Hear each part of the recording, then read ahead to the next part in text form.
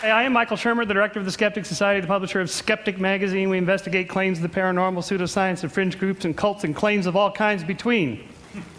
Science and pseudoscience and non-science, junk science, voodoo science, pathological science, bad science, non-science, and plain old nonsense.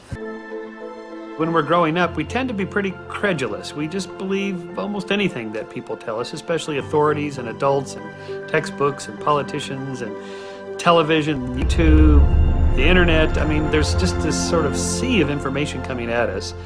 And how can you tell the difference between, it's right or it's wrong? How do you know?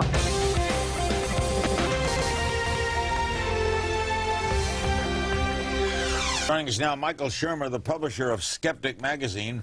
Skeptic did a whole issue, a major part of it, an issue on Roswell a couple of years back. Before we say something is out of this world, let's first make sure that it's not in this world. Well, and there's so much we don't know about. With science, don't think of skepticism as a thing, or even science as a thing. Are science and religion compatible? It's like, is science and plumbing compatible? They're just two different things. Science is not a thing, it's a verb. It's a way of thinking about things. It's a way of looking for natural explanations for all phenomena.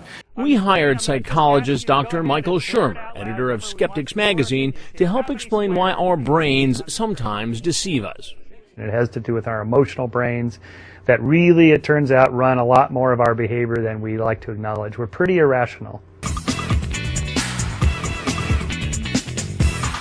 All right, so we're going to have one more little task for you here to do. Dr. Shermer, a psychologist, is working with our studio audience to try to illustrate how our brain can be so focused on one task it will block out what's right in front of us.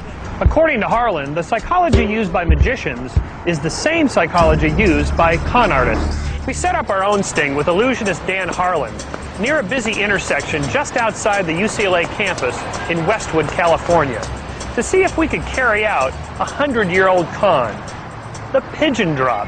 Well, I'm often asked when I give talks, why should we believe you skeptics? And my answer is, you shouldn't. You shouldn't believe anybody based on authority or whatever position they might have. You should check it out yourself.